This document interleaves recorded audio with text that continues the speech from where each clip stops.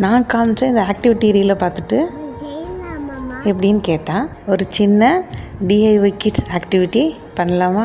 சிம்பிளாக இருந்தாலும் கிட்ஸுக்கு ரொம்ப யூஸ்ஃபுல்லான ஆக்டிவிட்டி இது.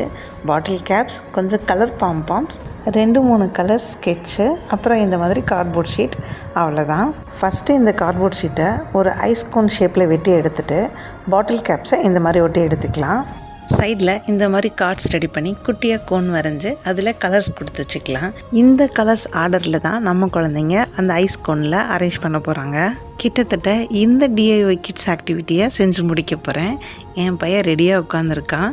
இது ஜஸ்ட் ஒரு கேம் இல்லை, இது அவனை ஃபோக்கஸ் பண்ண கற்றுக் கொடுக்குது. ஹேண்ட் கோஆர்டினேஷனை இம்ப்ரூவ் பண்ணுது, கலர் ரெகக்னைசேஷனும் இம்ப்ரூவ் பண்ணுது. ரீல்ஸில் பார்த்த ஐடியா இன்றைக்கி என் வீட்டில் ஒரு ஹாப்பி லேர்னிங் மூமெண்ட் ஆகிடுச்சு. என் பையனோட இந்த இன்ட்ரெஸ்ட்டை பார்த்தா இந்த ஸ்மால் எஃபர்ட் கூட ஒருத்தன் ஃபீல் ஆச்சு. நீங்களும் ட்ரை பண்ணுங்கள். வீடியோஸ் பிடிச்சிருந்தனா லைக் பண்ணுங்கள். நெக்ஸ்ட் வீடியோவில் பார்க்கலாம். Bye by.